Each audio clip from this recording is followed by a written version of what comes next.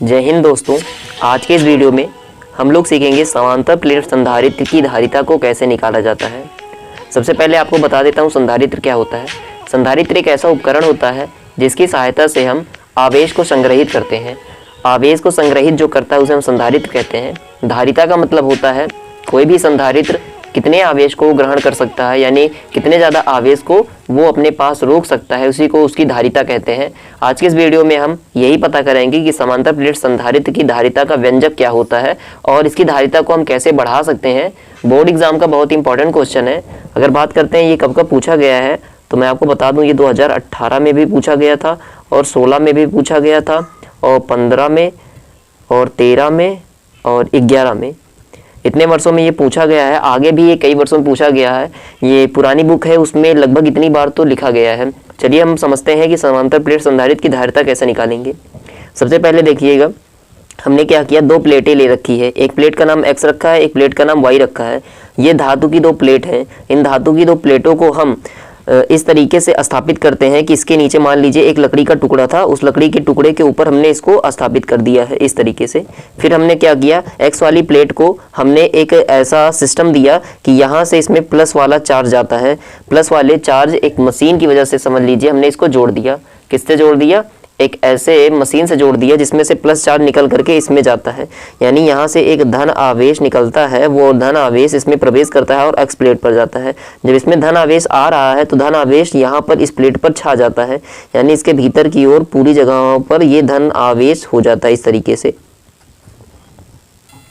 फिर उसके बाद चूंकि इस वाली प्लेट पर धन आवेश है और इस वाली प्लेट पर कोई भी आवेश नहीं है, हम जानते हैं कोई भी धातु का जो टुकड़ा होता है या धातु की प्लेट होती है उसमें दो तरह के आवेश होते हैं, एक होता है धन आवेश, एक होता है ऋण आवेश। तो ये प्लस वाला चार्ज जो होता है ये प्रेरण द्वारा इस माइनस वाले चार्ज को अपनी तरफ खींच लेता है, यानी जितने भी माइनस चार्ज होते हैं वो प्लेट के अंदर की तरफ इस तरफ आ जाते हैं। ये माइनस वाले सारे चार्ज यहाँ आ गए। अब क्या होता है, और जितने भी प्लस वाले चार्ज हैं और ये प्लस वाला चार्ज इसमें रहने वाले प्लस चार्ज को प्रतिकर्षित करता है, ये सारे बाहर की ओर चले जाते हैं, ये सारे चार्ज बाहर की ओर चले जाते हैं। अब हमने क्या किया था, इस वाई वाली प्लेट को हमने पृथ्वी से जोड़ रखा था। और आपको मैं बता देता हूँ जो पृथ्वी होता है वो ऋण आवेश का भंडार होता है। किसका, ऋण आवेश का वो भंडार होता है। यहाँ पर ढेर सारे ऋण आवेश होते हैं और ये ऋण आवेश जैसे जैसे इसमें जाते हैं ये सारे धनावेश को निष्क्रिय कर देते हैं, यानी यहाँ से ऋण आवेश इस सारे धनावेश को खत्म कर देता है। यहाँ से हम लगातार धनावेश दे रहे हैं और ये धनावेश ऋण आवेश को खींच रहा है और धनावेशों को पीछे की तरफ भगा रहा है, और यहाँ से ये ऋण आवेश अंदर जा रहा है। ये ऋण आवेश इन धनावेशों को खत्म कर देता है और यहाँ के जितने भी धनावेश हैं और ऋण आवेश हैं ये लगातार एक वैद्युत क्षेत्र उत्पन्न करते हैं। क्या उत्पन्न करते हैं, ये लगातार एक वैद्युत क्षेत्र उत्पन्न करते हैं इस तरीके से। फिर हम कहते हैं कि जो हमने धातु का टुकड़ा लिया है इसका जो क्षेत्रफल है वो a है। ये दोनों परस्पर स्मॉल d दूरी पर रखे हुए हैं। चलिए हम यहाँ ऊपर लिख देते हैं स्मॉल d दूरी पर ये एक दूसरे से रखे हुए हैं।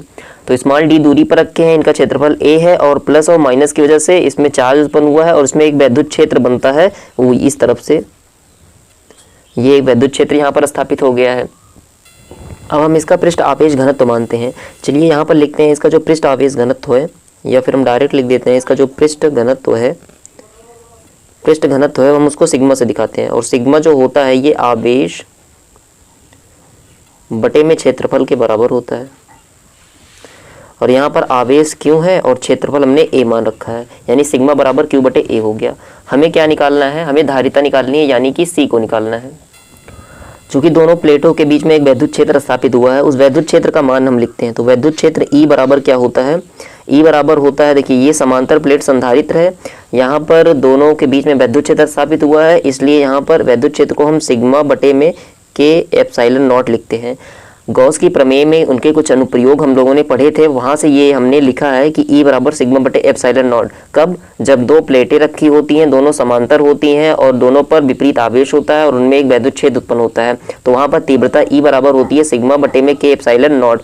अब यहाँ पर सिग्मा का मान तो Q बटे A है, चलिए यहाँ पर हम रख देते हैं।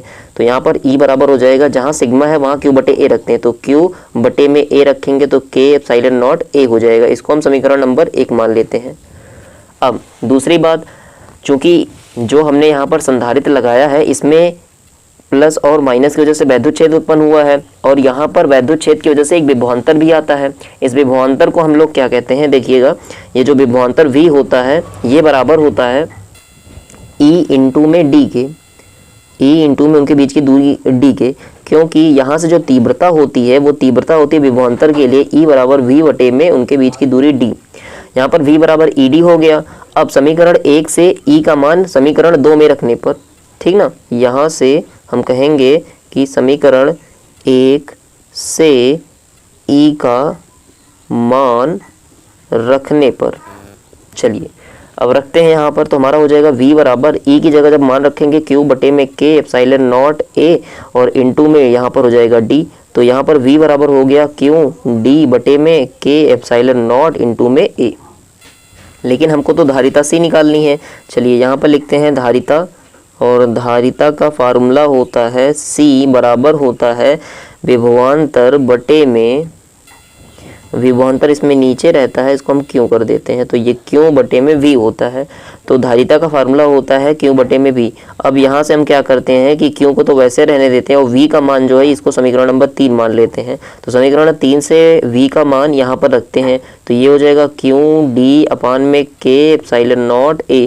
अब इसका गुणा ऊपर हो जाएगा, देखिएगा यहाँ पर हम लिखते हैं c बराबर क्यों के एप्सिलॉन नॉट ए बटे में क्यों डी, ये इससे कैंसिल हो जाएगा, तो हमारे पास बचता क्या है के एप्सिलॉन नॉट ए बटे में डी। जब प्लेटों के बीच का जो माध्यम होता है वो निर्वात या वायु होती है तो के बराबर हम 1 मानते हैं, तो यहाँ से हमारा हो जाएगा एप्सिलॉन नॉट ए बटे में डी, यानी हमारी धारिता क्या निकलती है एप्सिलॉन नॉट ए बटे में डी। यानी कि जो धारिता होती है वो इन दो चीज़ों पर मुख्यतः निर्भर करती है। अगर हम क्षेत्रफल को बढ़ा देते हैं तब धारिता बढ़ जाती है, या फिर उनके बीच की दूरी को घटा देते हैं तब भी धारिता बढ़ जाती है, या हम जो यहाँ पर के होता है परावैद्युतांक, ऐसा परावैद्युतांक रखें कि उसका परावैद्युतांक सबसे ज़्यादा हो, तब भी धारिता जो है इसकी बढ़ जाती है। अगर वीडियो अच्छा लगा तो चैनल को लाइक सब्सक्राइब करिएगा। मिलते हैं एक नए वीडियो में।